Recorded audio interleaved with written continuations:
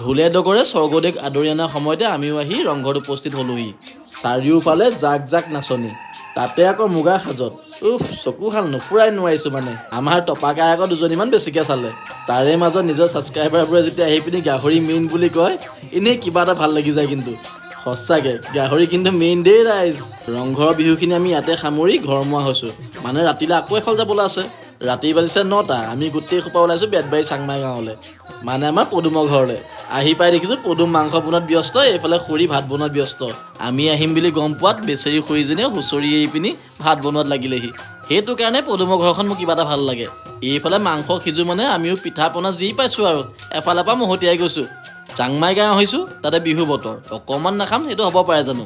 এতিয়া কমেণ্টত মোক কেইটামানে গালি পাৰিবলৈ ৰখি আছে চাগে। দাই দুখ নধৰিব আৰু ৰাইজ, বিহু বুলি অকণমান চলি যায় আৰু। সেইফালে খুৰীয়ে ভাত বহাৰ লগে লগে আমিও বহি দিলোঁ। শেষত তামোল পাণকণ নহ'লে পিছে বিহু আধৰুৱা।